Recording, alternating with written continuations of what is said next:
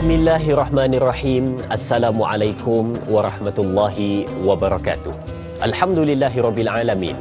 Wa bihi nasta'in ala umuri dunya waddin. Asyhadu an la ilaha illallah wa asyhadu anna Muhammadan abduhu wa rasuluh. Allahumma salli ala sayyidina Muhammad. Allahumma salli ala sayyidina Muhammad. Allahumma salli ala sayyidina Muhammad wa ala ali sayyidina Muhammad. Wa ba'du, alhamdulillah.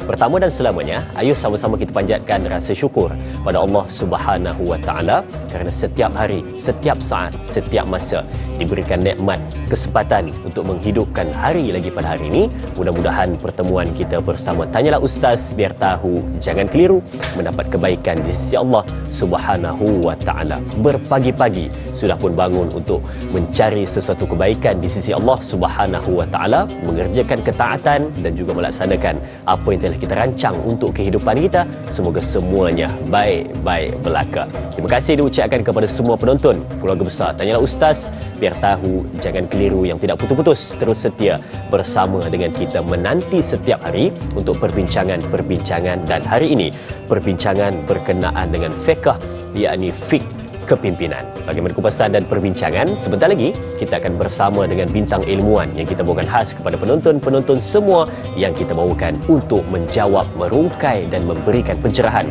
atas kemusykilan berkenaan dengan topik perbincangan kita. Baik, 19 Oktober 2022 bersamaan dengan 22 Rabiul Awal 1444 Hijrah, kita membincangkan topik pada hari ini, yang mana kalau ada penonton-penonton yang ingin bertanyakan soalan boleh pergi ke dua saluran kita seperti biasa. Untuk buat panggilan boleh pergi ke 1800881677, dan kalau nak pergi terus ke Facebook rasmi kita di Tanyalah Ustaz TV3, boleh bertanyakan soalan di ruangan komen, dan kalau boleh satu soalan untuk satu penonton satu soalan, dan juga pastikan soalan mudah difahami, gunakan laras bahasa yang betul supaya dapat mencantikkan perjalanan program pada hari ini. Dan juga bagi mereka yang mungkin tak berkesempatan untuk melihat di kaca TV di rumah, boleh melihat di mana anda berada menggunakan peranti anda di Facebook rasmi kita yang saya sebutkan tadi, Tanyalah Ustaz TV3. Jangan lupa tekan butang suka dan kongsi untuk sama-sama sebarkan kebaikan. Okey, hari ini kita bersama dengan Al-Fadil Ustaz Mustafar Muhammad Suki. Memang tidak asing untuk perbincangan berkenaan dengan hukum hakam. Hari ini kita bawakan kepada anda. Assalamualaikum Ustaz. Waalaikumsalam warahmatullahi wabarakatuh. Alhamdulillah. Biasanya memang kalau perbincangan tentang fiqh, perbincangan tentang hukum hakam di dalam agama, biasanya kita akan di antara yang kita bawakan kepada penonton-penonton adalah Ustaz Mustafar Muhammad Suki. Dan kalau hari ini Ustaz, fiqh kepimpinan. Memang ada di antara kita yang seronok bila mana berada di hadapan, bila mana menjadi seorang ketua di dalam apa-apa saja organisasi ataupun kepada masyarakat. Jadi kepimpinan itu memang tertonjol dalam dirinya, dan kita pun tahu kalau nak lihat kepada kepimpinan, mungkin kita boleh lihat kepada yang paling cantik dan juga paling smart, iaitu adalah baginda Nabi SAW. Bagaimana keadaan baginda? Ajarkan pada kita sebagai seorang pemimpin yang bagus. Jadi hari ini mungkin kita nak buka dulu berkenaan dengan bagaimana yang disebut sebagai kepimpinan di dalam Islam. Mungkin ada sepatah dua kata dari Ustaz untuk pembukaan. Silakan. Baik. Assalamualaikum warahmatullahi wabarakatuh. Innal hamdalillah nahmaduhu wa nasta'inuhu wa nastaghfiruh wa na'udzu billahi min shururi anfusina wa min sayyiati a'malina may yahdihillahu fala mudilla lahu wa may yudlil fala hadiyalah. Asyhadu an la ilaha illallah wahdahu la syarikalah wa asyhadu anna Muhammadan 'abduhu wa rasuluh. Allahumma salli wa sallim ala sayyidina Muhammad wa ala alihi wa ashabihi wa man tabi'ahum bi ihsani ila yaumiddin. Amma ba'd. Saya mulakan pengemudi ataupun moderator kita pada pagi ini, Dain Azrin, dan kemudian sidang penonton yang rahmati Allah Subhanahu wa taala. Mungkin sejak beberapa minggu ni terlalu jam jalan, terlalu banyak kereta-kereta dan sebagainya. Jadi diharapkan bersabar dan teruskan mencari rezeki, dan mudah-mudahan insya-Allah perjalanan kita diberkati oleh Allah Subhanahu wa taala. Jadi alhamdulillah pagi ini kita berbincang tentang topik kepemimpinan, dan sudah tentu ia merupakan salah satu daripada perkara yang ada dalam fiqh, ada hukumnya, ada mungkin daripada sudut perspektif yang baru dan sebagainya. Cuma kita nak kembali kepada Al-Quran yang mana Allah Subhanahu wa taala sebutkan kepada kita dalam surah As-Sajdah yang biasa kita baca, imam baca pada pagi Jumaat, iaitulah Allah Subhanahu wa taala sebutkan daripada ayat yang ke-24. Allah menyatakan waja'alna minhum a'immatan yahduna bi amrina lamma sabaru wa kanu bi ayatina yuqinun. Iaitulah Allah menyatakan kepada kita di kalangan ni Allah telah menjadikan, iaitulah di kalangan mereka itu pemimpin-pemimpin yang mana mereka ini yahduna bi amrina lamma sabaru. Mereka ini diberikan petunjuk oleh Allah, diberikan kita kata laluan yang sepatutnya ketika mana mereka bersabar, dan mereka itu amat yakin, mereka itu amat bertakwa kepada Allah Subhanahu wa taala. Kata Al-Hafiz Imam Ibn Kathir ketika menafsirkan ayat ini, beliau memaksudkan bahawa pemimpin ini kalau daripada tunjangnya itu kukuh, daripada sudut agamanya, daripada sudut kepemimpinannya, dan bila dia memimpin itu dalam berbagai cabaran dan sebagainya, dia bersabar, maka Allah menyatakan bahawa dia akan diberikan petunjuk, diberikan kebaikan, dan juga diberikan keyakinan yang kukuh di atas landasan ataupun apa yang dipimpinnya. Dan ini juga bertepatan dengan hadis baginda Nabi SAW dalam hadis yang sahih riwayat Imam Al-Bukhari, yang mana Nabi SAW bagi tahu pada kita, rupanya Nabi itu sendiri adalah pemimpin bagi setiap umat dia, dan setiap nabi itu akan ada pemimpin, akan ada umat-umat dia yang akan dipimpin. Betul. Yang mana dalam hadis itu kata Nabi SAW, kanas banu Israel tasusuhum al-anbiya. Kerana Bani Israel ini Allah utuskan pemimpin di kalangan mereka adalah nabi-nabi. Dan apa yang Allah Subhanahu wa taala sebutkan, kullama halaka an-nabiyyu khalafahun nabi. Ketika mana nabi itu telah wafat, meninggal dunia, Allah akan gantikan pemimpin yang baru, iaitulah nabi juga. Dan kemudian kata Nabi SAW, la nabiyya ba'di, dan tidak ada lagi nabi selepas aku, yang inilah kepemimpinan dari kalangan nabi. Kemudian kata Nabi SAW, wasatakunu al-khulafa'u takthur, ataupun takthur, dan selepas itu akan adalah, iaitulah khalifah-khalifah yang akan meneruskan kepemimpinan, dan sudah tentu sampailah kepada hari ini. Jadi kalau kita tengok daripada sudut asasnya, kepemimpinan dalam Islam ini adalah satu perkara yang sangat penting. Sebab tu kata Imam Ahmad rahimahullah, beliau menyatakan bahawa kepemimpinan ini adalah maslahah, kepemimpinan ini adalah satu kepentingan. Kalau tak ada, umat akan pincang. Jadi tak tahu nak ikut siapa. Solat kalau tak ada imam pun problem. Jadi tolak kan. Jadi di situ maksudnya kepemimpinan itu sendiri sudah ada landasan. Dan kata Syekh Dr. Najib Al-Mutai'i ketika mana beliau mensyarahkan ataupun menyempurnakan kitab Al-Majmu' Syarah Muhadzab Takmilatul Majmu' oleh Imam An-Nawawi, beliau menyebut rupanya siasah, kepentingan daripada sudut kepimpinan politik itu adalah untuk apa? Siasasuddin wa dunya, iaitulah untuk menegakkan ke dunia itu sendiri, dan juga untuk menegakkan hukum hakam agama Allah Subhanahu wa taala. Jadi kita nampak konsep kepimpinan ini sudah tentu satu tunjang dalam Islam, dan sama ada dalam organisasi, pemimpin rumah tangga kita, ataupun dalam negeri, dalam negara dan keseluruhannya, maka semua itu juga termasuk di bawah apa yang disebutkan oleh baginda Nabi SAW, dan pengurusan yang tepat yang berdasarkan daripada Quran dan Sunnah. Subhanallah. Baik, itu dia yang mungkin kita boleh jadikan sebagai tunjang utama dalam perbincangan kita pada hari ini, yang mana nak tahu dulu berkenaan dengan pentingnya memahami konsep kepimpinan yang sebenar. Dan kalau dulu kalau saya ingat pada siri yang lepas, kita sudah pun membincangkan berkenaan dengan fiqh politik. Jadi hari ini kita bawa kepada kesinambungan pada perbincangan tersebut.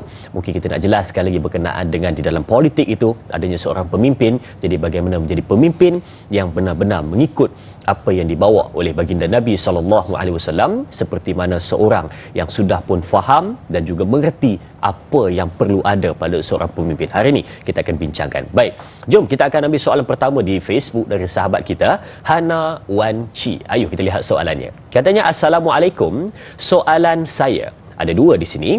Yang pertama katanya, apakah kriteria yang perlu ada kepada seorang pemimpin? Dan yang kedua, apakah maksud kepimpinan yang baik secara syarat atau akil, katanya. Mohon pencerahan Ustaz. Terima kasih. Terima kasih juga sahabat kita Hana Wanci untuk soalan ini sebagai pembuka kepada perbincangan kita. Silakan Ustaz. Baik, bismillah wassalatu wassalamu ala rasulillah. Terima kasih pada Puan Hana. Satu persoalan yang sebenarnya merangkumi daripada sudut etika, daripada sudut syarat, daripada sudut syar'i dan sebagainya. Jadi kita boleh rumuskan kepada 4 huruf. Kita panggil imam. Oh, sekarang Ustaz dah pandai buat akronim. Kita buat akronim je kan, bagi mudah faham kan. Baik, Jadi Ustaz, imam jadi imam ni maksudnya IMAM. Ya, Jadi imam ni yang pertama sekali kita nak pilih syar'i pemimpin dari sudut akal, dari sudut kematangan dan sebagainya, pertama sekali ialah Islam seboleh-bolehnya. Jadi pemimpin itu adalah Islam seboleh-bolehnya. Kerana apa? Dia memahami kerangka maqasidus syariah, iaitu tujuan syariah. Dia tahu sikit hukum hakam. Kalau berkaitan dengan perkara-perkara yang Allah larang dan sebagainya, mungkin dia tahu. Jadi di situ juga merujuk kepada bahawa para sahabat ini, mereka ni ta'allamu fi kibari sinnihim. Mereka ni para sahabat, walaupun namanya sahabat, dijamin syurga, tapi dah tua-tua pun mereka masih belajar. Maksudnya memahami hukum agama dan sebagainya. Itu I yang pertama kita panggil imam. Yang kedua iaitu M, iaitulah matang dan bijaksana. Matang dan juga bijaksana. Kerana orang yang tidak matang ataupun orang yang tidak mempunyai apa kita kata akal yang sempurna, yang baik, maka dia akan mengurus pentadbiran dia itu, orang panggil apa, kucalana. Kucalana. Kan dia Biasa jadi tempat akan, saya dia panggil kucak kacir. Kucak kacir kan. Di situ dia ada perbezaan daripada sudut perkataan. Cuma kita nak katanya dia akan jadi masalah lah, dia akan jadi isu kerana dia punya pentadbiran itu ni tak kena, tu tak kena, orang tak berapa suka itu ini dan sebagainya. Maka matang dan bijaksana merupakan satu benda yang sangat penting. Sebab tu Nabi SAW dikatakan riwayatnya dalam riwayat Imam Ahmad, iaitulah ta'awudz billah minan imaratis sibyan, iaitulah minta perlindungan daripada Allah daripada kepemimpinan kebudak-budakan. Maksudnya itu adalah kematangan. Baik, yang ketiga bila sebut A tadi, IMA, amanah dan adil.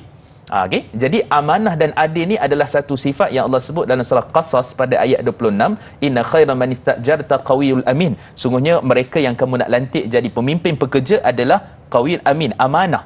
Jadi amanah itu dan juga adil itu adalah satu benda yang kita boleh sebut, kita boleh cakap, tapi untuk menjadi pemimpin yang amanah dan adil adalah satu benda yang kita perlu pupuk, satu benda yang kita kena melihat kepada apa yang Allah perintahkan dan Rasulullah SAW perintahkan. Kemudian M yang keseterusnya iaitulah momentum. Momentum ni maksudnya kekuatan fizikal, kekuatan perancangan, kekuatan daripada menyusun strategi kepemimpinan dan sebagainya. Maka itu adalah perlu kepada momentum berterusan. Kalau kadang-kadang kita rancang pada awal tu mungkin cantik, lepas tu akhirnya kita kata tak apalah, buat macam biasa je kan. Buat macam tak ada kepimpinan, buat tak ada, macam tak ada orang-orang bawahan, kita buat biasa je. Tak boleh. Kerana keterusan dan juga berterusannya berkait dengan momentum itu adalah satu benda yang sangat penting. Jadi imam ini ada dalil-dalilnya, imam ini ada perintah yang cukup, dan itu mudah-mudahan insya-Allah memberikan apa saja, sama ada sudut syar'inya, daripada sudut kita kata konteks Malaysia itu sendiri, daripada sudut kehidupan, keluarga dan sebagainya. Kalau ada benda ni memang cantik. Sebab tu kalau tengok pun hatta pernikahan pun kena ada juga. Pertama kena imam juga. Kenapa imam? Kerana imam ini ialah daripada sudut itu ialah Islam, iaitulah Islam yang baik. Pemimpin rumah tangga kita nak yang baik, suami yang baik, suami yang elok, bertakwa dan sebagainya, yang soleh. Maka itu antara benda yang kita perlu nampak bahawa seakan sama, tapi dia punya sudut penjelasan yang membawa kepada benda yang sama daripada sudut hukum syar'i, imam yang kita bincangkan tadi. Wallahu alam. Baik, itu dia mungkin kita boleh rangkumkan untuk imam seperti tadi, Islam matang dan bijaksana, amanah dan juga adil, dan juga momentum yang berterusan di dalam melaksanakan tugasannya tersebut. Yang mana ini mungkin kita boleh jadikan sebagai kriteria penting ataupun awal untuk kita melihat siapakah dia yang dimaksudkan sebagai seorang kepimpinan ataupun pemimpin yang bagus. Baik, mungkin satu soalan tambahan untuk kesinambungan pada soalan yang tadi tu. Jadi mungkin ada di antara kita pada hari ini yang dia faham bila dia sebut, dia kata saya ni nak memilih ataupun nak jadi seorang pemimpin, pastinya ada 4 benda tadi. Jadi bila mana kita lihat pada yang ketiga adalah berkenaan dengan amanah dan juga adil ini, kadang-kadang ada orang yang dia salah faham berkenaan dengan adil daripada sudut dunia dan akhirat. Sebab dia kata daripada sudut dunia perkataan adil ni lain, tapi kalau daripada sudut akhirat perkataan adil ni lain. Jadi adakah dia kena seimbangkan kedua-dua itu supaya dia faham makna adil sebenar untuk jadi seorang pemimpin? Silakan Ustaz. Baik, bismillah wassalatu wassalamu ala Rasulillah. Sepatutnya begitulah, kerana Allah sebut dalam surah Al-Maidah, Allah menyatakan daripada ayat yang ke-8, Allah menyata wala yajriman syana'a, iaitulah ketika mana kamu wala yajrimannakum syana'anu qaumin ala ta'dilu i'dilu huwa aqrabu litaqwa. taqwa. Yang mana Allah menyebutkan, jika mana kamu memimpin satu kaum, jangan sebab kamu rasa tak puas hati dengan kaum tu, kamu buat apa? Kamu berlaku zalim kepadanya. Faham. Dan Allah kata, i'dilu, kamu kena adil. Dan kemudian adil itu lebih mendekat kepada taqwa. Nampak tak? Allah kata adil lebih dekat kepada taqwa. Maksudnya daripada sudut konteks dunia, daripada sudut konteks akhirat itu sendiri, menunjukkan bahawa dia ada sinergi, ada kebersamaan di antara adil dunia, adil akhirat. Biasanya adil ni orang kata meletakkan satu, bukan meletakkan satu pada tempatnya. Zalim tak letak pada tempatnya. Maksudnya kalau di situ kedudukan, di situ bagus, di situ kriteria yang termasuk dalam perkara yang sepatutnya, dia letak kat situlah kan. Kalau contoh orang minta kerja, dia pakar bahagian admin, saya ingat saya letak awak ni bahagian marketing lah contohnya kan, maksudnya bahagian promosi. Patut dia buat kerja-kerja komputer saya, awak buat promosi. Jadi itu juga satu ketidakadilan. Jadi apatah lagi dalam kepemimpinan, apatah lagi daripada sudut dunia dan juga akhirat, maka Allah kaitkan adil itu adalah berkait dengan akhirat. Jadi di sini kita tengok agama itu adalah keadilan, dan kemudian keadilan itu dia akan berterusan menyebar di atas muka bumi, dan benda itulah kita nak bawa balik ke akhirat. Allah Subhanallah. Baik, itu dia perbincangan kita, dan sebelum kita berehat, saya harapkan kepada penonton-penonton semua supaya dapat membuka minda dan buka fikiran anda pada hari ini secara terbuka untuk kita bincangkan dengan lebih lanjut perbincangan untuk fik kepimpinan pada hari ini. Jadi jom kita berehat seketika, kembali selepas ini bersama Tanyalah Ustaz, biar tahu jangan keliru.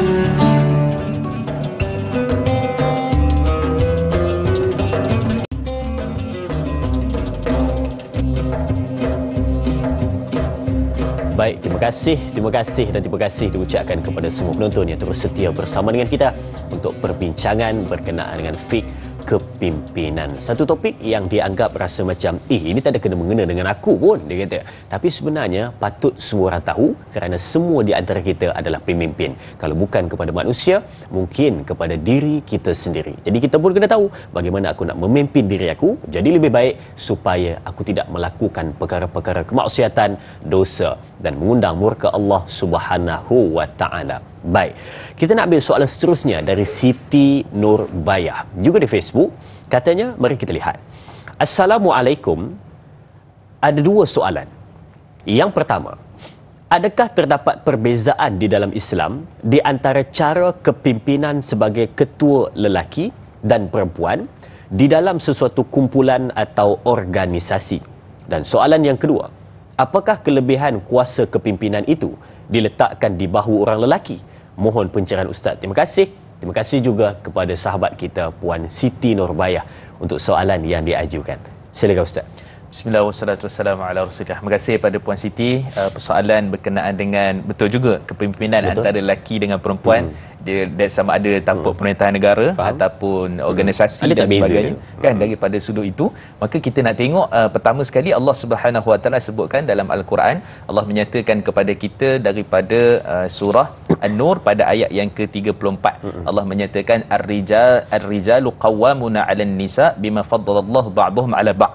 Allah menyatakan ar-rijal ni, maksudnya sebab tu Allah tak panggil az-zukur kan, az-zukur ni lelaki juga bahasa Arab, tapi Allah kata ar-rijal. Ar-rijal ni dia ada satu kekuatan, dia ada satu istilah yang menunjukkan bahawa dia adalah satu tunjang, yang mana dikatakan wanita ataupun lelaki itu adalah qawwamuna 'alan nisa, pemimpin bagi wanita, sebahagian mana yang Allah telah lebihkan kepada sebahagian yang lain. Jadi daripada ayat ni memelihatkan bahawa Allah dah letak lelaki itu adalah sebagai pemimpin asas, pemimpin yang utama. Dan kemudian juga Allah sebut daripada surah Al-Baqarah ayat 228, Allah menyatakan pada hujung ayat tu, hujung-hujung ayat tu Allah menyatakan lirijali alaihinna darajah, bagi lelaki itu adalah kelebihan darjat-darjatnya bagi wanita. Jadi kalau tengok pada ayat Quran itu sendiri, dah nampak bahawa di sana ada perbezaan di antara lelaki dengan wanita. Jadi kalau kita nampak kat sini, daripada sudut asasnya memang nampak ada keterbatasan bagi wanita jadi pemimpin.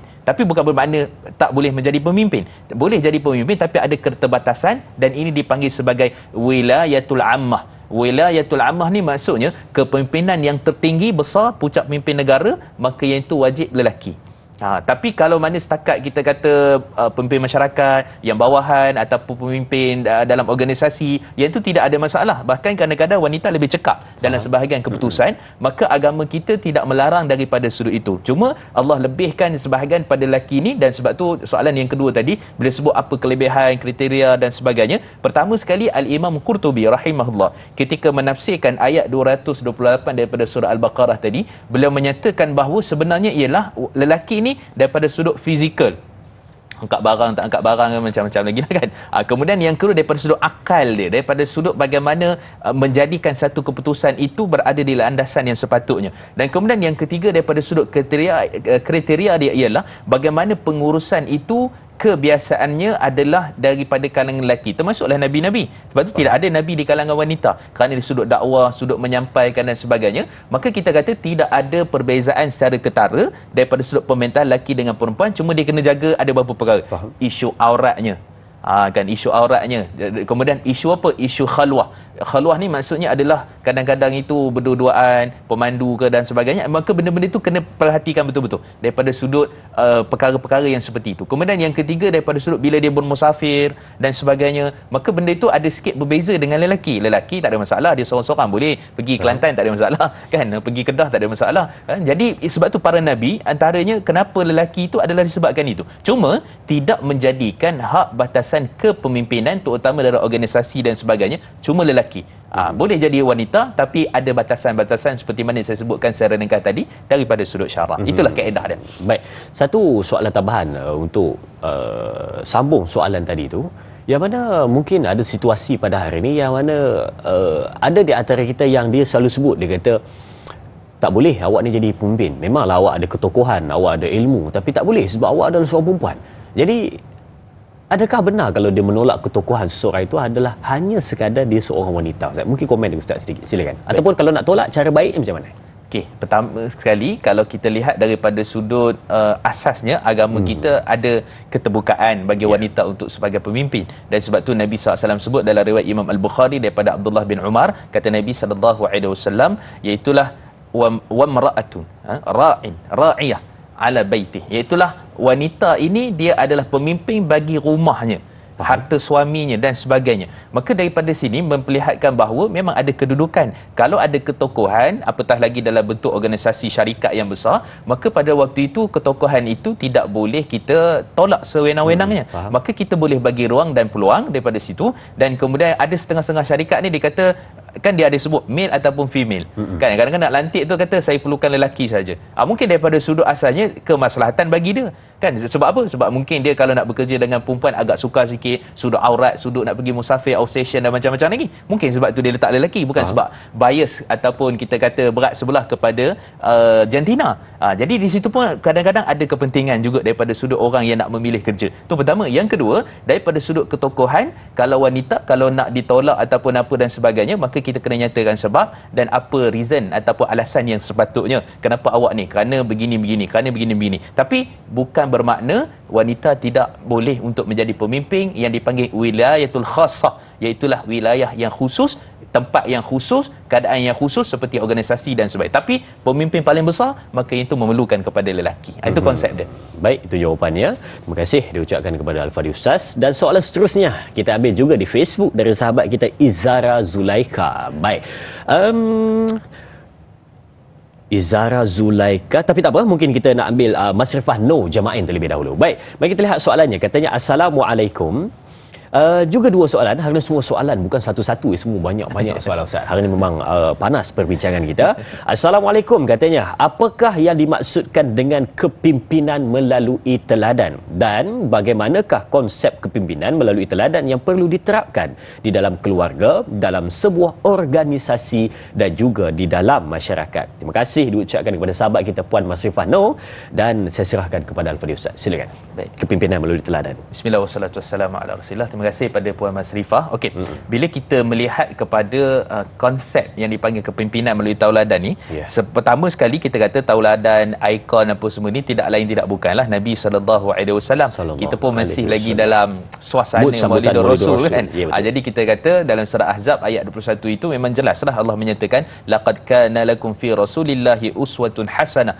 Bila sebut uswatun hasanah tu dalam semua perkara, Nabi SAW ini adalah ikutan tauladan, suri tauladan yang mana dalam semua perkara. Nabi menangis, oh kita kena ikut sunnah. Macam mana Nabi menangis? Nabi tengah marah, kita kena ikut sunnah. Dalam keadaan Nabi susah, macam mana caranya Nabi selesaikan isu-isu tertentu. Maka semua tu adalah qudwah hasanah yang kita perlu ikut. Baik, cumanya kata Saidina Umar bin Abdul Aziz ataupun kata Saidina Umar Khattab radhiyallahu anhu menyatakan an-nasu ala dini mulukihim. Manusia ni di atas agama pemimpin mereka. Jadi maksudnya bertepatanlah dengan kata kepimpinan melalui tauladan tadi tu. Maka dalam bahasa Arabnya dipanggil an-nasu ala dini mulukihim.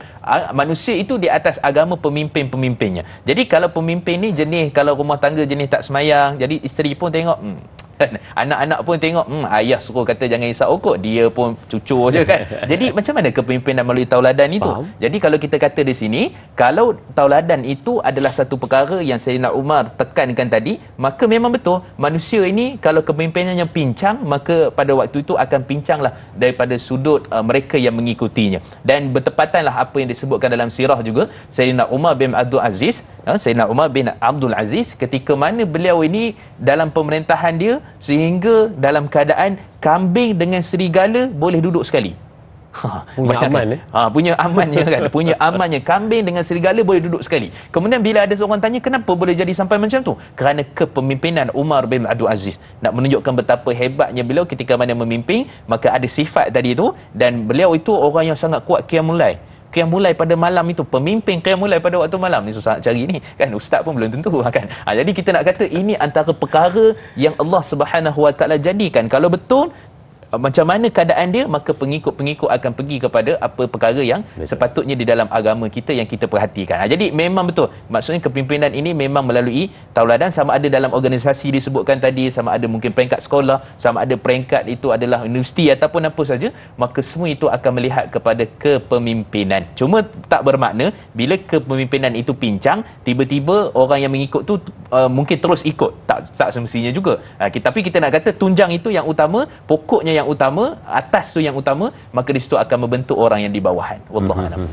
Baik, betul juga bila mana Al-Fadhil Ustaz sebutkan, kita pun mula terfikir bila berkenaan dengan kadang-kadang kita nak menunjukkan sesuatu ataupun nak mengajarkan sesuatu yang baik, tapi daripada cara hidup, teladan ataupun apa yang kita tunjukkan kepada orang di luar sana, jadi kita rasa macam tak sesuai dan tak kena dengan apa yang kita bawa sebenarnya. Macam pepatah Melayu ada mengatakan, seperti mana ketam mengajak anaknya berjalan, dia suruh berjalan lurus tapi dia pun berjalan ke tepi.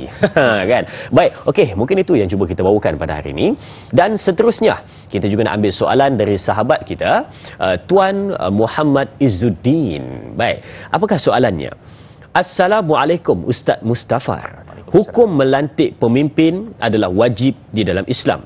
Perkara ini disepakati oleh para ulama. Apakah hukum kepimpinan orang bukan Islam dalam kerajaan Islam menurut perspektif maqasid syariah, katanya. Mohon pencerahan. Terima kasih juga sahabat kita atas soalan yang ditanyakan. Jadi, sidang penonton, kita berulang untuk berehat seketika. Kembali selepas ini bersama Tanyalah Ustaz, biar tahu jangan keliru. Persoalan itu akan kita rungkai selepas ini.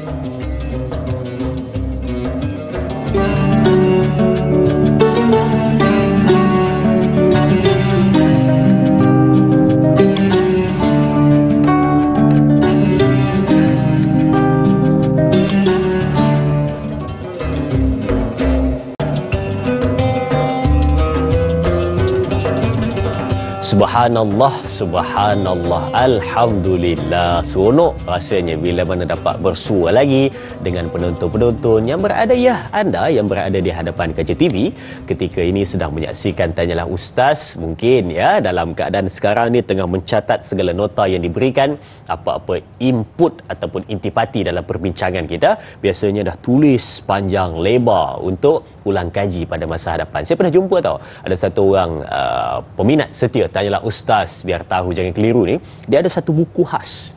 Memang setiap pagi tu dia dengar, dia akan tulis. Saya tak ingat masa tu saya tanya dia, saya kata dah berapa lama kan? Dia kata dah lama juga. Saya rasa mungkin dah ada lebih kurang dalam 7-8 buah buku kot. Setiap satu topik dia akan catat apa intipati. Kalau kita pergi jumpa dia tu, kita minta, kita bukukan.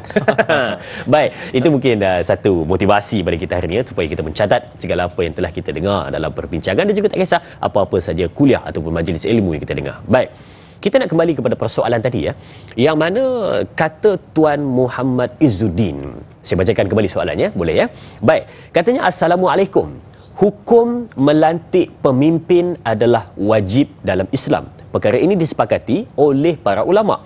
Apakah hukum kepimpinan orang bukan Islam dalam kerajaan Islam menurut perspektif maqasid syariah, katanya. Terima kasih diucapkan kepada sahabat kita Tuan Izzuddin. Soalan ini sangat-sangat menarik untuk kita bawa pada hari ini. Silakan Al-Fadhil Ustaz. Baik, bismillah wassalatu wassalamu ala Rasulillah. Terima kasih banyak pada Tuan Izzuddin. Bila kita melihat daripada sudut yang ditanyakan tadi, hujungnya tu saya tertarik berkenaan dengan maqasid syariah. Betul.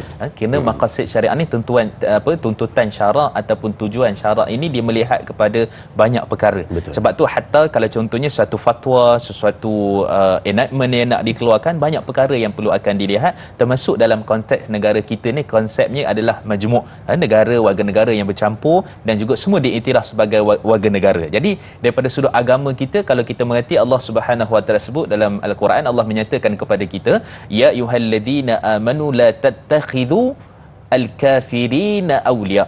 Allah menyatakan, wahai orang-orang yang beriman, jangan kamu mengambil orang-orang kafir menjadi pemimpin. Kan? Jadi daripada ayat ini kita perhatikan apa maksud sebenarnya. Baik, di sini kalau kita melihat lebih dalam lagi, bahawa sebenarnya dalam konteks ayat ini kita melihat kepada pemimpin yang dipanggil pemimpin paling teratas. Faham? Pemimpin paling teratas itu tidak boleh di kalangan orang-orang yang non-Muslim di dalam negara Islam lah. Tak boleh, pemimpin atasan. Tapi daripada sudut, kalau contoh dalam konteks negara kita ada kabinet, ada parlimen, ada itu, ini dan sebagainya, maka semua itu, kata para ulama, mereka berbeza pandangan pendapat tentang isu ni. Terutama disebut oleh Imam Jassas dalam tafsirnya, disebut juga oleh Imam Ibnu Munzir, Ibnu Hazmin dan sebagainya ulama-ulama yang lain, tidak membenarkan untuk orang-orang ini menjadi pemimpin. Maksudnya orang kafir lah, non-Muslim lah. Baik, itu yang pertama. Yang kedua, kalau melihat apa yang disebut pula oleh sebahagian pandangan ulama lain, ini mazhab Syafi'i punya pandangan. Siapa dia? Imam Ramli. Ini sebut Imam Ramli ni semua kenal lah patutnya, imam besar dalam mazhab Syafi'i, dan disebut oleh Imam Ibnu Hajar Al-Haytami juga, imam besar dalam mazhab Syafi'i, membenarkan untuk mereka ini jadi pemimpin, iaitu dengan apa? Dengan syarat mereka ini bukan orang yang mana menentang agama Allah Subhanahu Wa Taala, tapi duduk dalam kriteria kepemimpinan, dan mereka itu adalah orang yang mana boleh bantu bersama daripada sudut kepemimpinan agama kita. Dan inilah juga fatwa yang disebutkan oleh almarhum Syekh Dr. Yusuf Al-Qaradawi dan juga fatwa almarhum Syekh Dr. Wahbah Zuhaili, membenarkan untuk orang yang bukan Islam untuk tujuan maqasid syariah. Mungkin dia pandai, dia cekap, kita letak untuk satu pentadbiran. Hatta organisasi pun, contohnya kalau dia punya CEO tu mungkin Muslim, kemudian bawah-bawah dia tu mungkin orang-orang yang kita kata non-Muslim, tak ada masalah, kerana agama kita ni ada toleransi dan bertepatan pula dengan negara kita, memang negara yang seperti itu. Maksudnya ada bidang kuasa, ada hak mengundi pilihan raya contohnya, kemudian ada juga berkait dengan kita kata sebagai warga negara itu sendiri, dan juga hak-hak tertentu yang mana diraikan di dalam masyarakat negara kita yang berjemur. Sebab kita tak boleh fikir kita ni negara yang mana kita Islam semuanya, bukan. Dalam konteks Madinah pun bagaimana Nabi menguruskan, dengan perangai Abdullah bin Ubay bin Salul, dengan perangai Yahudi Bani Nadar, dengan perangai Yahudi Bani Qainuqa dan juga yang selainnya, Nabi pandai menguruskan dalam masyarakat majmuk. Begitulah juga kita. Maka kita kata ada kedudukannya, tetapi selagi mana ia bukan pemimpin yang utama, Perdana Menteri sebagai contoh, dan juga yang kedua, dia tidak menentang daripada sudut hukum hakam berkaitan dengan Islam itu sendiri. Wallahu a'lam. Itu dia kan, berkenaan dia memang betul kata Ustaz tadi, kita tertarik dengan maqasid syariah tu. Betul. Yang mana mungkin ada di antara kita yang faham, dia kata yalah tadi Ustaz kata dalam imam tu air itu mesti Islam. Kan, tapi dia tertarik dengan yang itu. Jadi sebenarnya Ustaz dah bagi pencerahan kepada kita, boleh, tapi maknanya bukan pemimpin yang tertinggi di dalam organisasi tersebut, yang bawahan itu tak jadi masalah, sebab kita bertoleransi dan juga meraihkan semua sekali. Baik, okey, soalan seterusnya dari sahabat kita, iaitu Tuan Razali Ismail. Okay, baik, kita lihat soalannya. Katanya, Assalamualaikum, apakah hukum jika rakyat salah memilih pemimpin, adakah akan disoal di hari kiamat nanti? Mohon perkongsian ilmu dari Ustaz. Terima kasih. Terima kasih juga sahabat kita Tuan Razali untuk soalan ini. Dia salah memilih di dunia, di akhirat, adakah dia dipertanggungjawab ataupun tidak? Silakan Ustaz. Baik, bismillah wassalatu wassalamu ala rasulillah. Terima kasih pada Tuan Razali. Baik, pertama sekali kalau kita tengok dulu dalam konteks yang lebih mudah sekali ialah konteks memilih pemimpin rumah tangga. Faham? Tersilap pilih. Kan? Jadi tersilap pilih itu kadang-kadang boleh membawa kepada penceraian, bawa kepada mahkamah dan sebagainya, porak-peranda dan seterusnya. Kan? Jadi kita kata kesilapan ini adalah satu benda yang bila mana sebut tersilap, memang kita tengok macam baik je pakai serban, alim. Bila sah je pakai lain. jubah, bila sah je dia lain. Kat rumah tu dia kelengkek. Kena tendang contohnya kan. Jadi kita kata di sini menunjukkan kita tersilap lah. Faham? Maka Allah Subhanahu Wa Taala mudah-mudahan kita baca biasa dalam surah Al-Baqarah, Rabbana la tu'akhidna in nasina aw akhtana, dalam surah Al-Baqarah ayat 286 itu, ya Allah jangan hukum kami yang kami tersilap, kami tersalah. Tetapi kalau kita tahu dah, kita tahu dia ni memang tak bagus kan, dia ni sekian-sekian, tapi kita akad dalam konteks pemimpin contohnya. Jadi di situ kalau kita merhatikan apa yang Nabi SAW ingatkan kepada kita, iaitulah iza usidatil amr atau al-amru min ghairi ahliha fantaziru sa'ah, kata Nabi SAW dalam hadis sahih riwayat Imam Bukhari dan Muslim. Atau kama qala, kata Nabi, jika kamu memilih pemimpin menyerahkan urusan kepada bukan ahlinya, maka tunggulah kiamat. Maka di sini sebagai satu ancaman kepada kita, maksudnya nak memilih ini adalah salah satu daripada ijtihad.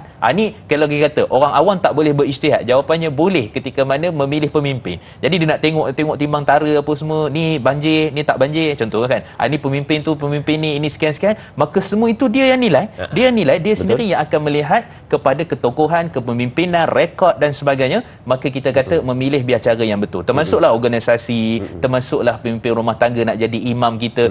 Imam pun kena pilih juga, bukan main ikut dannya kan.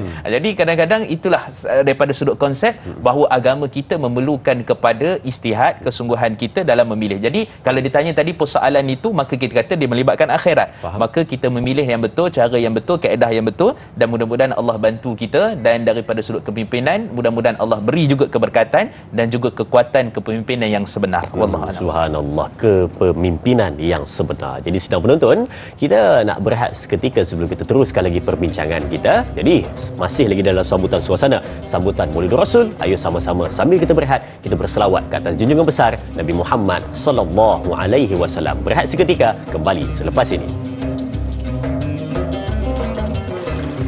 Sallallahu ala Muhammad, sallallahu alaihi wasallam,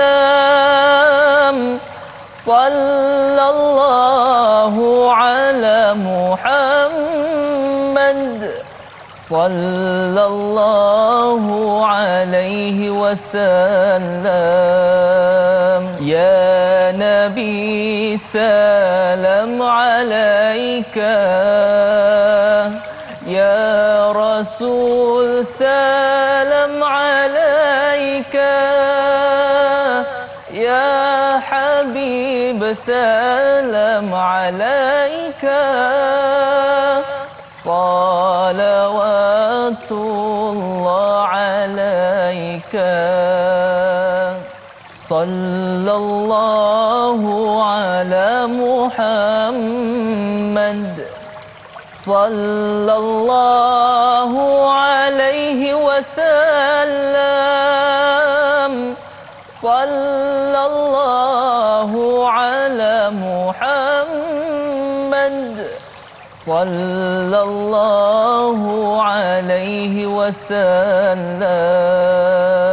Ashraqal badru alaina, fakhtafatminhul buduru, misla husnika ma ra'ayna qattu ya wajhas sururi. Sallallahu ala Muhammad, sallallahu alaihi wasallam.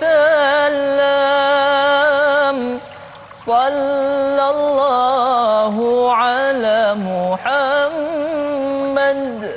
Sallallahu alaihi wasallam. Anta syamsun, anta badrun, anta nuru fawqa nuri, anta iksiru wa ghali, anta misbahus suduri. Sallallahu ala Muhammad. Sallallahu alaihi wasallam. Sallallahu ala Muhammad. Sallallahu alaihi wasallam. Ya Habibi ya Muhammad, ya arusal khafiqaini, ya muayyad ya mumajjad, ya imam al-qiblataini. Sallallahu ala Muhammad. Sallallahu alaihi wasallam. Sallallahu ala Muhammad.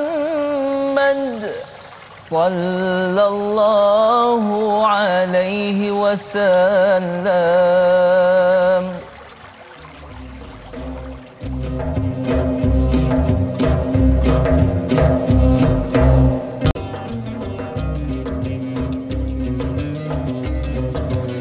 Bila disebut tentang kepimpinan ataupun seorang pemimpin, pastinya kita memandang kepada satu orang yang berada di hadapan, yang bakal memandu, mengemudi sesuatu, mungkin negara, negeri ataupun bandar ataupun juga organisasi dan juga mungkin keluarga, dan juga mungkin kepada tak ada siapa-siapa yang dipimpin adalah diri dia sendiri.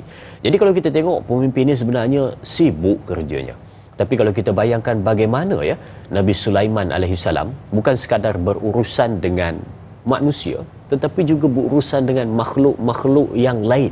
Jadi kalau kita dapat bayangkan bagaimana ya keadaan Nabi Sulaiman alaihissalam yang berurusan dengan pelbagai jenis makhluk, jadi mungkin juga kalau kita baca daripada cerita dan juga sejarah yang ada pada Nabi Sulaiman alaihissalam, mungkin kita boleh ambil juga sedikit sebanyak cara menjadi orang yang mengawal ataupun mengemudi sesuatu organisasi ataupun sesebuah tahap tersebut. Baik, balik kepada perbincangan. Sebelum saya nak ambil soalan, saya nak tambah sikit daripada soalan yang tadi itu, Ustaz, berkenaan dengan kita memilih pemimpin. Kadang-kadang memang betul macam Ustaz kata tadi, kita ni nampak dah dia ni tak okey. Jadi kita pun tak naklah ambil dia sebab kita tahu dia tak okey. Tapi dalam situasi macam ni, Ustaz, bolehkah kita bersangka baik? Kita kata, memang betul dia ni tak berapa okey sangat, tapi aku rasa kalau bagi mungkin dia boleh berubah. Siapa tahu, dia kata manusia boleh berubah. Jadi mungkin kita ambil dia, kita lantik dia, dia boleh berubah jadi lebih baik. Mana kita tahu. Jadi boleh tak bersangka baik dalam keadaan macam ni, Ustaz? Silakan. Baik. Bismillah wassalatu wassalamu ala Rasulillah. Dia mungkin dalam syarikat dia panggil BOD lah. Board of Director. Dia nak pilih siapa dia punya dia kan. Jadi antara ni siapa kita nak naikkan pangkat jadi CEO contohnya kan. Jadi di situ kalau kita perhatikan, pertama sekali daripada sudut sangkaan itu, sangkaan. Kalau sangkaan ni pertama dia ada dua jenis sangkaan. Satu sangkaan yang yang mendatangkan dosa, yang mana Allah sebut dalam surah Al-Hujurat, Allah menyatakan ya ayyuhalladzina amanu jtanibu katsirun minadh-dhann inna ba'dadh-dhanni itsm. Wahai orang beriman, jauhilah kamu daripada sangka-sangkaan, kerana kebanyakan daripada sangkaan itu adalah dosa. Jadi termasuklah sangka kepada orang, sangka kepada suatu benda yang mungkin daripada sudut negatifnya membawa kepada perkara yang tak elok. Baik, itu pertama. Yang kedua, sangkaan itu berdasarkan dia bukan sangkaan lagi, dia kejelasan. Maksudnya daripada sudut rekod, daripada sudut kepimpinan, kepimpinan, daripada sudut kalau dalam organisasi KPI dia macam mana, kan, key performance index dia macam mana, kan, ataupun performance management system, apa-apalah kan yang ada dalam syarikat, apa dia punya style dia, cara dia, pencapaian dia dan sebagainya. Maka di situ kalau kita tengok, kita sangka baiklah kot, nanti mungkin untuk next ni nanti jadi okey kot, kan. Faham. Jadi kalau tengok daripada rekod tu, tahun lepas pun sama juga, tahun sebelum tu pun sama juga. Jadi kita tengok daripada sudut rekod ini, kita akan dapat macam-macam dah kita nampak tu. Maka di sini kita kata daripada sudut sangkaan itu, sangkaan yang benda kita tak tahu. Tapi sangkaan benda kalau melalui rekod, melalui KPI, apa benda semua tadi tu, maka yang itu kita dapat tahu dah bahawa kemungkinan besar jugalah yang mungkin dia tak boleh nak survive, tak boleh untuk memimpin ke seterusnya, dan mungkin ada juga isu yang sama, mungkin benda yang perkara yang sama akan berlaku. Jadi daripada sudut itu, tu pertama. Yang kedua, di antara dua tu mungkin ada konsep dipanggil akhafud dararain. Akhafud dararain ni maksudnya ialah kita memilih yang sedikit mudaratnya. Mungkin antara CEO tu kan, ada dua tu mungkin kita akan naikkan, manager ke apa, pengurus ke apa. Jadi tengok antara dua ni. Maka tengok yang ni pun tak apa okey, yang ni pun lebih kurang juga. Tapi pemilihan tu kita akan perhati, kita akan tengok. Kan, jadi dalam konsep ini kita yang memilih ataupun board of director yang memilih ataupun dia punya pengurusan dan sebagainya, maka termasuk dalam kita memilih sebagai apa-apa pemimpin yang ada.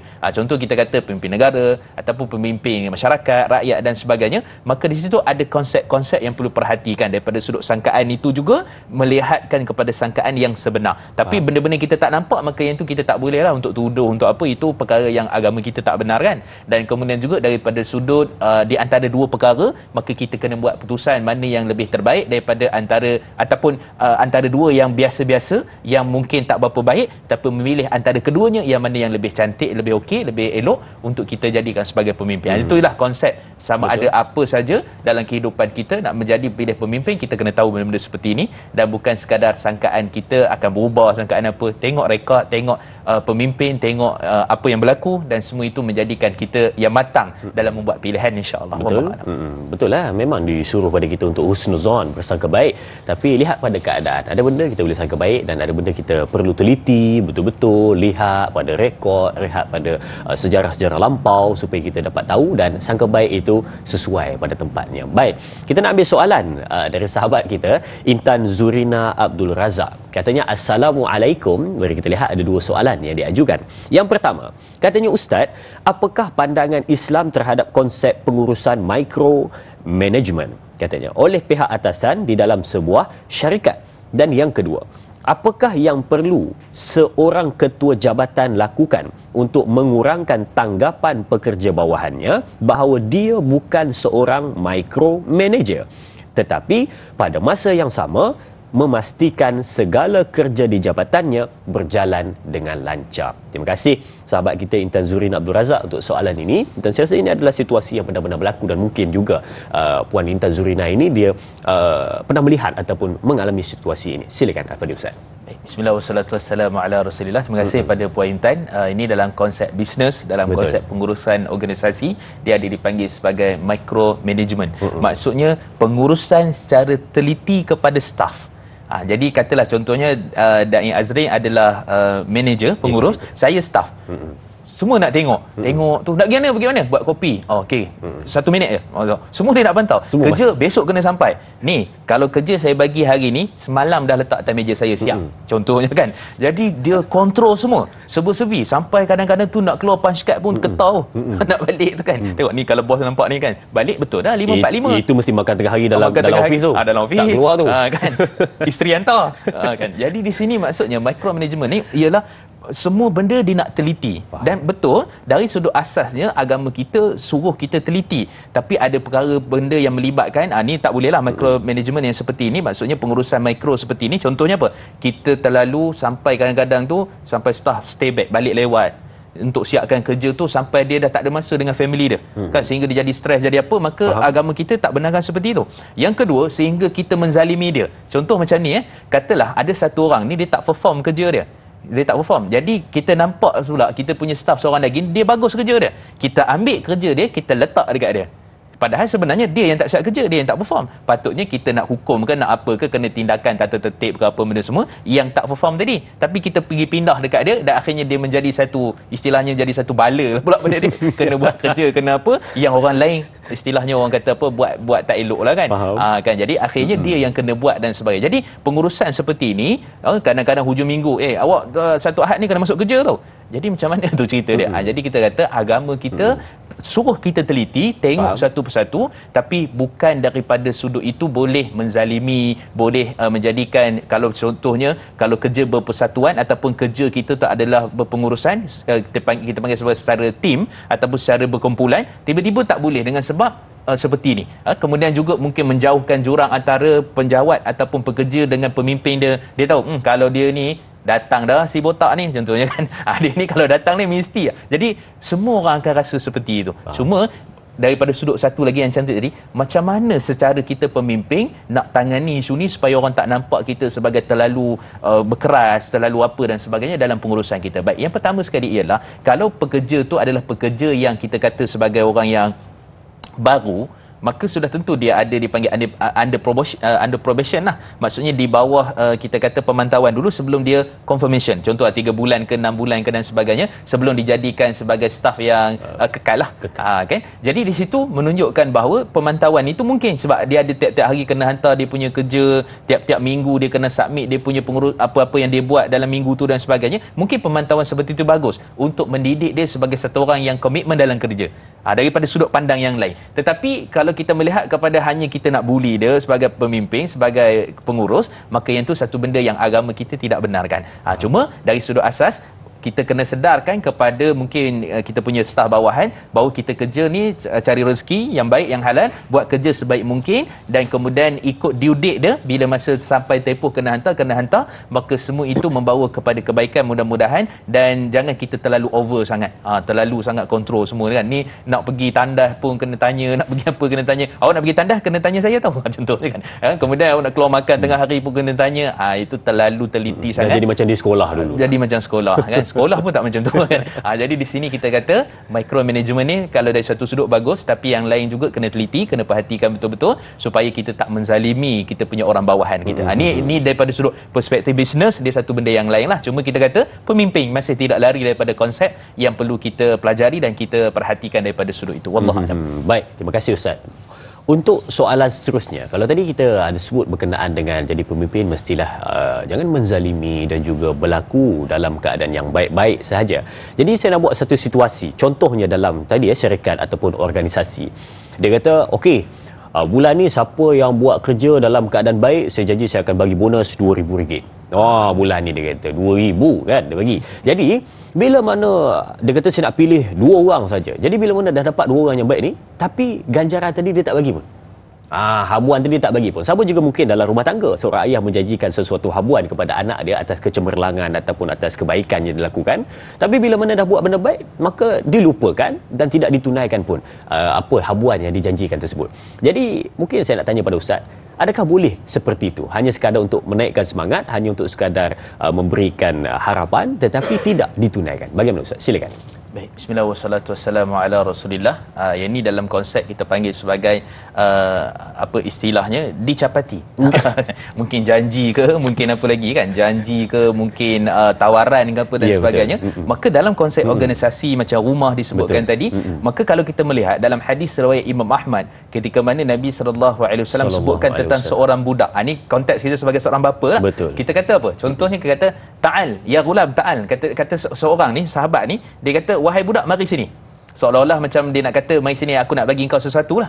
Kemudian dia tak bagi pun. Allah. Apa kata Nabi SAW? Faqad kadzab, dia berdusta, dia menipu.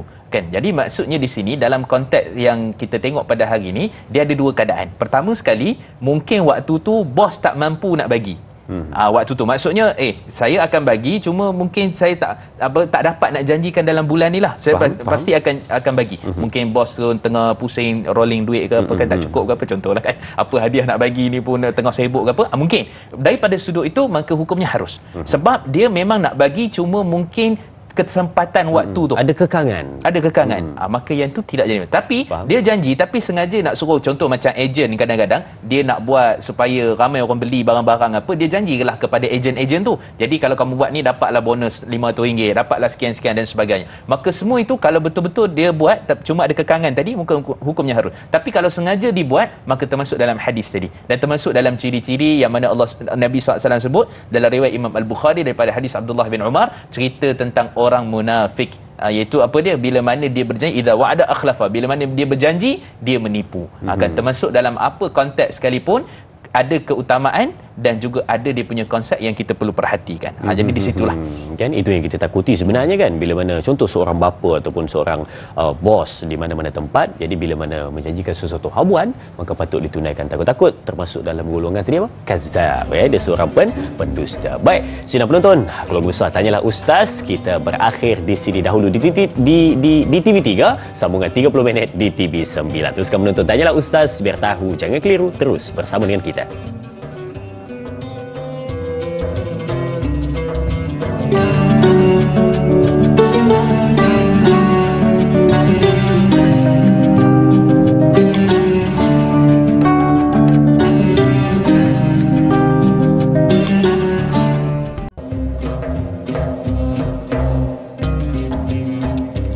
Alhamdulillah, kita bertemu kembali setelah kita berehat seketika dan kita beruang untuk berita sebentar tadi, dan juga masih lagi bersemangat untuk meneruskan perbincangan kita pada hari ini. Kembali kita duduk di meja perbincangan untuk kita ambil lagi soalan-soalan dari penonton dan kita rungkaikan, dan yang paling penting hari ini perbincangan tentang fiqh kepimpinan. Tadi pun kita dah bincangkan tunjang utama kriteria bagaimana seorang pemimpin yang bagus. Yang pertama, Islam. Yang kedua, matang dan bijaksana. Yang ketiga, amanah juga adil. Dan yang keempat, ada momentum yang baik katanya. Itu adalah kriteria utama sebagai seorang pemimpin yang bagus. Ada ciri-ciri yang dibawa oleh baginda Nabi Muhammad sallallahu alaihi wasallam. Baik, terus ambil soalan di Facebook dari sahabat kita Puan Mas Niza. Kita lihat soalannya. Katanya, Assalamualaikum Ustaz, soalan saya, memetik kata-kata Imam Al-Ghazali rahimahullahu taala dalam kitabnya Ihya Ulumuddin, dua golongan apabila rosak maka akan rosak umat, iaitu ulama dan umara, yakni pemimpin. Bagaimanakah ciri-ciri pemimpin yang rosak itu? Dan sebagai rakyat, apakah tindakan sebaiknya dilakukan? Terima kasih diucapkan kepada sahabat kita Mas Niza atas soalannya, dan terima kasih juga untuk soalan ini. Jadi saya serahkan kepada Al-Fadhil Ustaz. Silakan. Ulama yang umara yang rosak katanya. Silakan. Bismillah wassalatu wassalamu ala Rasulillah. Terima kasih kepada Puan Mas Niza. Persoalan berkenaan dengan ulama dan umara ni Allah sebut dalam surah An-Nisa pada ayat 59. Jadi menunjukkan bahawa sebenarnya di sana ada hukum, di sana ada kepemimpinan. Yang mana Allah menyatakan, ya ayyuhalladzina amanu atti'ullaha wa atti'ur rasul wa ulil amri minkum fa in tanaza'tum faruddu ilallahi war rasul. Kan, yang mana Allah Subhanahu wa taala menyatakan kepada kita, wahai orang-orang yang beriman, taatlah kepada Allah dan juga taatlah kepada Rasul. Maksudnya penyambung kepada Rasul, para ulama lah, dan kemudian juga dan pemimpin di kalangan kamu. Pemimpin di kalangan kamu juga sebagai ulama tafsir Al-Qurtubi, At-Tabari dan sebagainya bincang, boleh jadi dia pemimpin masyarakat tu, kenegaraan itu, dan boleh jadi juga dia adalah kepemimpinan ulama itu sendiri. Kan, ulama yang membagi kita hukum, hakam dan sebagainya, fatwa, maka itu adalah juga dipanggil sebagai ulil amri. Okey. Jadi dalam konsep ni kita perhatikan bahawa kata Saidina Abdullah ibn Abbas, apakah ulama, apakah umara? Kan ni cantiklah perbahasan yang disebut oleh Imam Ibn Abbas, Muqatil dan sebagainya ulama-ulama tafsir. Maksud sebenar ulama ni ialah mereka yang patuh kepada hukum akan Allah, bukan ulama su. Ulama su ni maksudnya ulama cari makan lah. Kan, maksudnya apa saja hukum dia langgar saja, dia tahu, dia cari helah. Dia pusing kot mana supaya nampak cantik lah. Tapi hakikatnya dia nampak macam, oh dia ni pegang pada hukum, tapi dia berpusing-pusing kan. Jadi di situ kita kata daripada sudut hukum, daripada sudut perbincangannya, maka kalau kita melihat daripada Al-Quran, Allah menyatakan innama yakhsyallahi min ibadil ulama, sungguhnya yang paling takut kepada iaitulah kepada Allah itu adalah para ulama. Kan, jadi itu yang sepatutnya. Baik, kemudian umara ni amir, pemimpin, seperti mana Sayyidina Umar Khattab dipanggil Amirul Mukminin, pemimpin bagi orang-orang yang beriman. Maka bila kita sebut tentang pemimpin dan ulama, memang kena kerjasama. Yang ini kena kita kata bersinergi. Yang ulama mungkin menasihati pemimpin, pemimpin mungkin berbincang dengan ulama dalam keputusan hukum dan sebagainya. Maka itu antara perkara yang sangat penting. Kalau konteks kita kat Malaysia pun dia ada penasihat agama kepada Perdana Menteri, penasihat agama kepada sekian-sekian. Jadi kita kata benda tu sangat penting supaya memberikan buah fikiran daripada sudut hakam agama yang lebih utama, agar kepemimpinan itu adalah merujuk kepada apa yang ada di dalam agama ataupun hukum hakam kita. Baik. Jadi daripada sudut yang jahat ataupun fusuk, yang fasik dan sebagainya, maka kita sebagai satu orang yang mana boleh kita katakan sebagai rakyat ataupun mungkin pemimpin di syarikat dan sebagainya, maka bagi kita sendiri pertama sekali kita tak boleh untuk jadikan ia sebagai satu alasan kita kata biar je lah, kita sendiri je lah kot kan, kita pergi pagi balik pagi, malam balik malam kan, pergi pagi malam sebagainya, kita kerja kita je, kita tak ambil tahu. Kita kena ambil tahu kerana ini adalah melibatkan daripada sudut keberkatan. Sebab tu Allah Subhanahu Wa Taala sebut dalam Al-Quran cerita tentang bagaimana ahlul qura kan, amanu wattaqau la fatahna alaihim barakatin minas sama'i wal ard, kan, iaitulah di kalangan mereka, itulah sebuah kampung, sebuah bandar, sebuah desa yang mana mereka ni beriman kepada Allah dan Rasulnya, kepemimpinannya, gerak kerjanya, daripada sudut keberkatan kehidupannya, maka kami akan bukakan pintu keberkatan daripada langit dan juga bumi, kan, nak menunjukkan keberkatan itu bersama dengan pemimpin dan juga umara, ulama yang mana mereka ini menyebarkan kebaikan kepada masyarakat. Okey, tu yang pertama. Yang kedua, daripada sudut asasnya juga kita kena perhatikan tindakan kita itu sendiri tidak bolehlah untuk kita, kadang-kadang ada setengah orang dia maki kan, kemudian dia mencarut, dia apa semua, ni nampak dah muka ni macam tu, lepas tu dia carutkan orang tu, dia maki. Sebab tu Nabi SAW sendiri tidak benarkan perkataan-perkataan yang tak elok ni kita keluarkan kepada orang, walaupun sejahat-jahat mana manusia, walaupun seteruk mana pun dia, tak boleh. Dalam riwayat Imam Tirmizi kata Nabi SAW, laisal mu'min at-ta'an wal la'an wala fahish wala badhi, bukanlah orang yang beriman ini dia suka apa, dia suka mentahmah, dia suka mencarut, dia suka keluar perkataan tak elok, perkataan yang kotor dan sebagainya. Itu antara prinsip agama kita. Kan? Jadi di sini kita nampak bahawa kepemimpinan itu adalah satu benda sangat penting, dan ketaatan kepada pemimpin satu benda sangat penting, dan kemudian juga bagaimana sikap kita terhadap mereka yang mana mungkin ada isu, ada perkara yang sebagainya yang mungkin dari sudut agama ada kita kata keterbatasan, daripada sudut kita sendiri pun akhlak dan sebagainya mungkin tak berapa cantik, maka bagaimana kita berhadapan seperti mana yang saya sebutkan tadi. Wallahu a'lam. Subhanallah. Baik, itu dia jawapan untuk Puan Mas Niza sebentar tadi bertanyakan berkenaan dengan pemimpin yang rosak, ciri-cirinya itu yang patut kita hindarkan. Dan sebagai soalan daripada saya Ustaz, dan juga penonton, saya minta izin untuk tanya soalan pada Al-Fadhil Ustaz. Contoh, saya ni ada idea ataupun perkara yang penambahbaikan di dalam apa-apa jua keadaan, bidang ataupun isu. Jadi saya ada benda nak disampaikan kepada mungkin pemimpin ataupun orang di atas ataupun ketua saya, kan. Saya sebagai seorang anak nak sampaikan kepada ibu bapa saya. Jadi mungkin saya nak minta nasihat daripada Al-Fadhil Ustaz lah. Bagaimana kita ni nak melontarkan idea, nak menyampaikan sesuatu idea yang kita ada tu kepada pemimpin kita dalam keadaan cara yang baik supaya tidak ada berlaku salah faham dan juga perkara yang tak baik dalam antara kita dan juga kepimpinan kita. Silakan Fadhil Ustaz.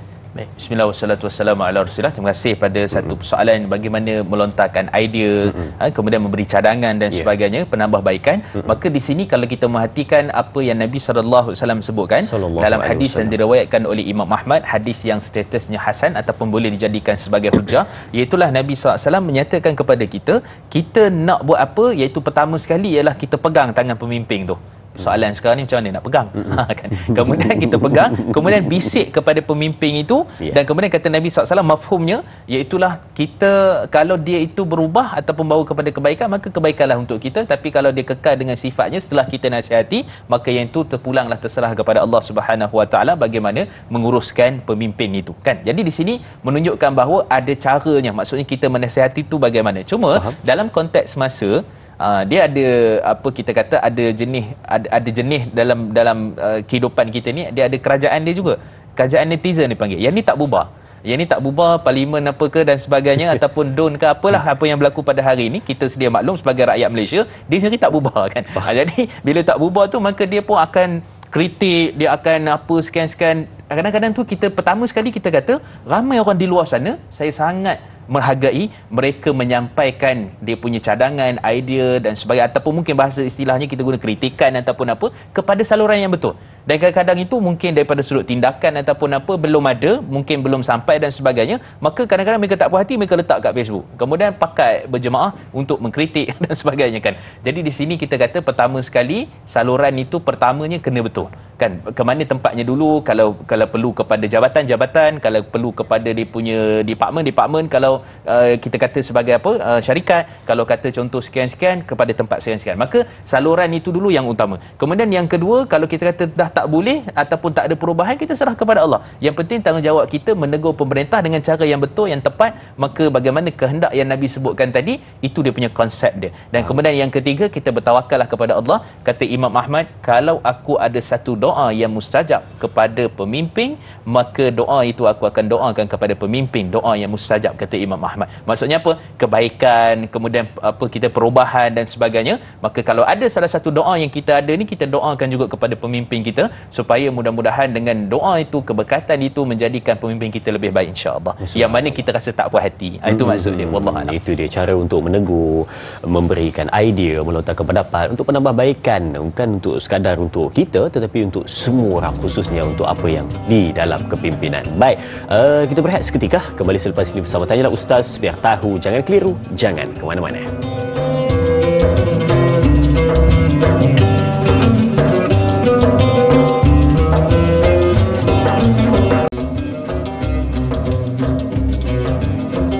Baik, terima kasih diucapkan kepada semua penonton terus setia bersama kita. Jom kita kembali dalam perbincangan, dan tadi kita cerita ataupun kita jawab berkenaan dengan bagaimana kita ni nak melontarkan idea, memberikan pendapat, cuba untuk memberikan penambahbaikan di dalam institusi kepimpinan tersebut, dan juga teguran yang kita sampaikan. Jadi selesai bab kita itu. Jadi saya nak tambahlah sedikit, bila mana kalau kita tadi dah dengan cara yang baik seperti mana Ustaz ceritakan kepada kita, dan bagaimana pula pemimpin tersebut apabila dapat satu idea penambahbaikan, teguran, bagaimana pula sikap pemimpin tersebut kepada orang yang memberikan idea ataupun teguran tersebut, bagaimana? Mungkin seorang ayah kepada anaknya, seorang ibu kepada anaknya, seorang bos bila mana ditegur oleh anak buahnya, bagaimana keadaan tersebut pula Ustaz? Silakan. Baik, bismillah wassalatu wassalamu ala rasulillah. Satu sinergi ataupun kesenambungan daripada persoalan tadi, betul juga. Kalau kita je yang selalu teguran, yang menerima teguran, bagaimana pula? Jadi di sini daripada sudut asasnya kita nampak bahawa dalam hadis yang sahih riwayat daripada Imam Ahmad dan sebagainya, kata Nabi sallallahu alaihi wasallam, iaitulah as-sam'u wat ta'ah ma lam yu'mar bi ma'siyatih, kan, iaitulah dengar dan taat kepada pemimpin kita selagi mana mereka ini tidak menyeru kepada dosa maksiatnya. Jika mana mereka menyeru kepada dosa dan maksiat, maka pada waktu tu la ta'ah wala sam'ah, tidak ada taat lagi, tidak ada lagi kita mendengar kata-kata mereka. Okey, daripada hadis ni kita dapat pastikan bahawa sebenarnya baginda Nabi SAW sendiri pernah ada beberapa cadangan ataupun beberapa idea yang dilontarkan oleh para sahabat, tapi kita tengok apa sifat Nabi. Sebagai contoh dalam isu Hudaibiyah. Hudaibiyah ni selepas mana Hudaibiyah tu dia ada perjanjian apa sebagainya, dan kemudian termeterai, dan kemudian selepas itu melakukan haji. Melakukan haji tu kemudian disekat, tak boleh mengerjakan haji tu, dan mereka terpaksa bertahallul. Iaitulah Nabi dan para sahabat lebih kurang dalam 1,500 orang sahabat, dan kemudian pada waktu itu Nabi suruh bertahallul. Sahabat macam tak ikut. Kan ada sebahagian tu tak ikut dan sebagainya, dan kemudian selepas tu Nabi pun masuk dan berjumpa dengan Ummu Salamah. Kan, jadi Ummu Salamah beritahu, ya wahai Rasulullah, aku tahu apa yang kamu hadapi sekian-sekian dan sebagainya. Dan selepas tu kata Ummu Salamah, apa kata kalau kamu yang memulakannya dulu? Maksudnya tahlul, cukur apa semualah. Jadi Nabi pun bila keluar tu, Nabi terus terima idea tu. Nabi pun panggil Ibnu Umayyah, maka Ibnu Umayyah itulah yang mencukurkan rambut baginda Nabi sallallahu alaihi wasallam. Lepas tu semua sahabat lain ikut. Nak menunjukkan itu satu kepimpinan melalui tauladan lah. Yang kedua ialah bagaimana sikap kita menerima teguran, idea dan juga penambahbaikan. Maka kita kata jangan dikesampingkan. Kadang-kadang tak semestinya ada orang tu mungkin berpangkat ataupun dia ni mungkin satu orang yang terkenal, popular ke, selebriti ke apa dan sebagainya. Bila dia bagi pandangan pendapat tu kita rasa macam enteng, tak payah ambil lah, ketepikan je. Tak. Idea tu bagus, idea tu baik, kita ambil. Dan itu sebagai satu kredit, sebagai satu perkara yang menunjukkan orang tu sayang dengan kepemimpinan dan juga apa yang kita ada pada hari ini. Kan macam kita dengan bos, maksudnya nak bagi tahu, bagi penambahbaikan, bagi elok lagi. Maka di situ kita ambil sebagai satu pengajaran, ambil sebagai satu idea yang baik. Dan kemudian antara benda yang penting juga, kadang-kadang tu yang payah tu ego. Apa ya, kita nak kredit pada orang yang bagi idea tu payah tu. Saya tak kata Dai Azri yang bagi idea bagus, saya tak sebut nama dia contohnya kan. Jadi ini juga antara perkara yang sebenarnya ada yang berlaku pada hari ini. Cuma idea yang bagus, idea yang baik kita ambil dan bersedia menerima teguran, itu antaralah pemimpin yang baik. Sebab tu Saidina Abu Bakar As-Siddiq ataupun sebenarnya Saidina Umar bin Abdul Aziz, bila mana naik jadi pemimpin, antara benda yang dia pesan ialah, kalau aku tersilap betulkan. Begitu juga Saidina Abu Bakar As-Siddiq, kalau aku tersilap tersalah maka betulkan. Itu sikap pemimpin, bagaimana Nabi mentabiah para sahabat radhiyallahu anhu ajma'in. Apatah lagi kita sebagai pemimpin yang tidak dijamin pun dengan syurga, tak dijamin pun dengan berkat kebaikan, maka sudah tentu kita pun lebih sepatutnya untuk menerima, dan apa saja teguran dan kebaikan yang perlu ada, maka kita kena lakukan. Itu saja, insya-Allah. Insya-Allah, subhanallah, cantik jawapannya. Dan kita nak terus ya, sedang menonton untuk soalan di Facebook dari sahabat kita Awa Musma. Mari kita lihat soalannya. Katanya, Assalamualaikum Ustaz. Dalam institusi kekeluargaan, bapa adalah tunjang utama dalam membentuk kepimpinan sesebuah keluarga. Soalan saya, ada kalanya seorang bapa takut untuk menegur kesalahan yang anak lakukan, dek kerana ingin menjaga hati anak atau bimbang akan merenggangkan silaturahim kekeluargaan.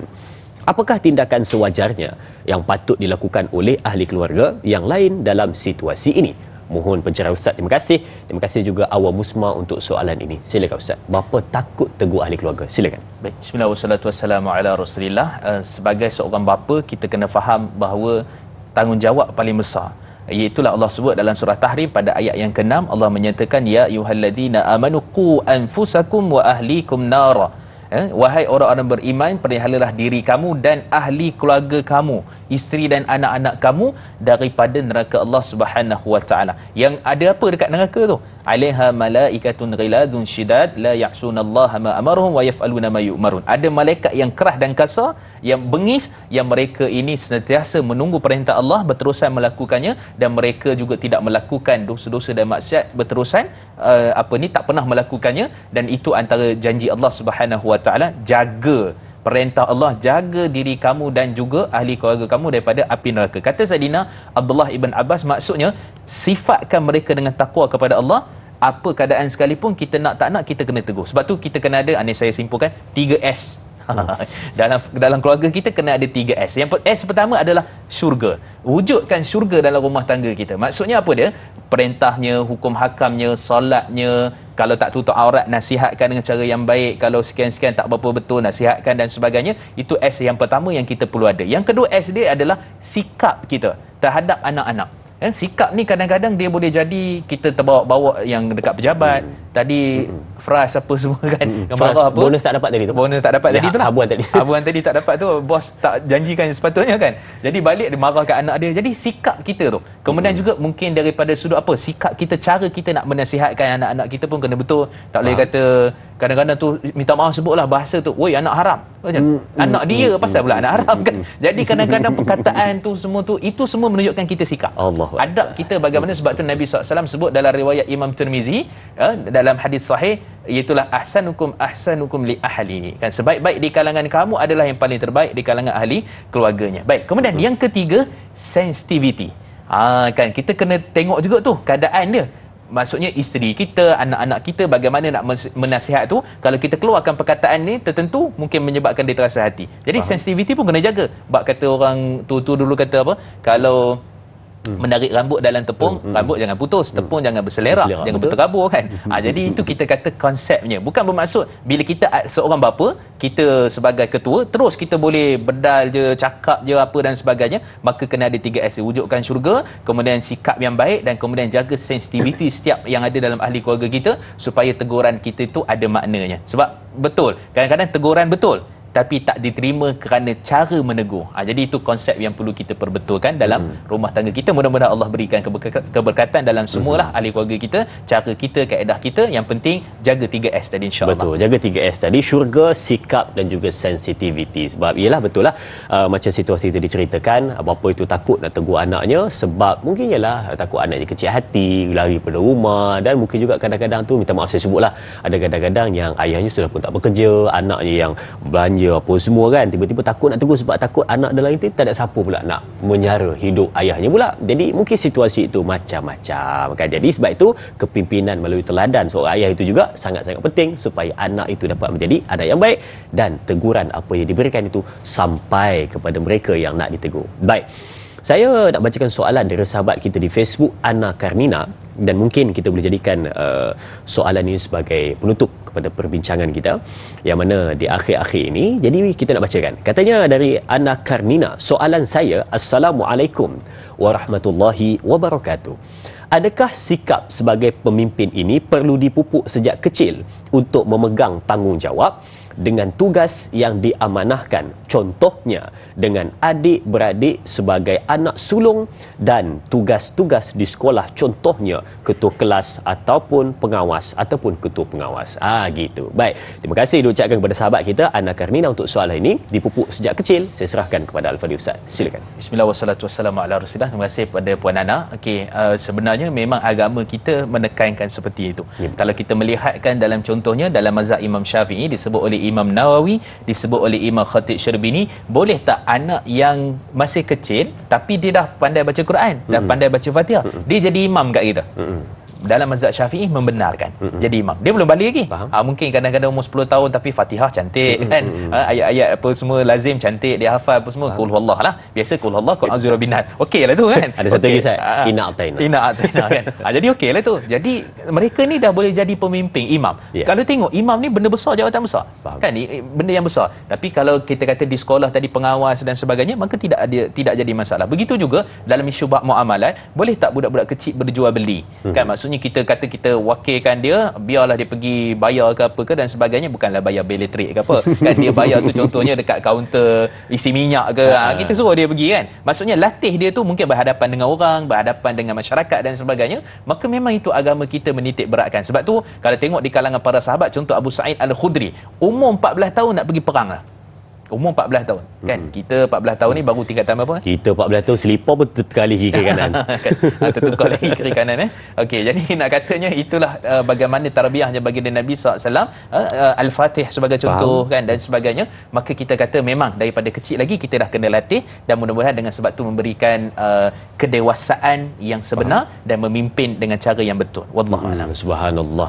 Dipupuk sejak kecil lagi sikap ataupun cara ketokohan menjadi seorang pemimpin itu adalah satu benda yang sangat-sangat dipupuk ataupun disuruh sebab ialah daripada kecil bab kata orang tua-tua dulu kan, hari ni banyak kita sebut tentang peribahasa ataupun perihal-perihal berkenaan dengan istilah-istilah dulu. Di antaranya kalau kita boleh kait dengan yang tadi adalah melentur buluh biarlah dari rebungnya, kata melatih dia jadi seorang pemimpin yang bagus dengan cara yang bagus, ikut apa yang diajar oleh baginda Nabi sallallahu alaihi wasallam.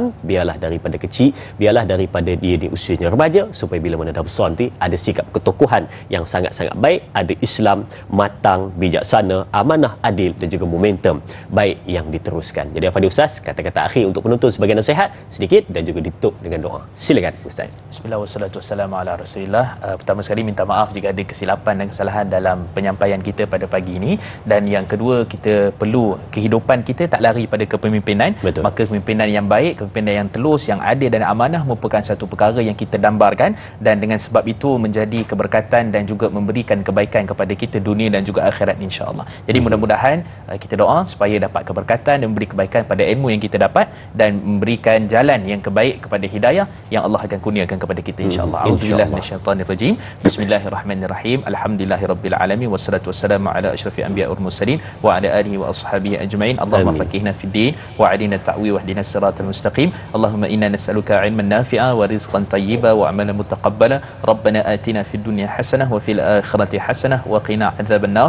Wa sallallahu sallallahu ala sayyidina Muhammad wa ala alihi washabihi wa barik sallam. Alhamdulillahirabbil alamin. Taqabbalallahu minna wa minkum taqabbal. Amin amin ya rabbal alamin. Terima kasih diucapkan kepada Al-Fadhil Ustaz Mustafa Muhammad Suki, dan terima kasih diucapkan kepada semua penonton yang terus setia bersama dengan kita menyaksikan Tanyalah Ustaz pada hari ini untuk topik fiqh kepimpinan. Sila menonton, jangan lupa esok bersama dengan moderator Da'i Luqman dengan bintang ilmuwan Ustaz Umar Aziz dengan topik perbincangan sirah ilmuwan Islam Ibnu Haytham.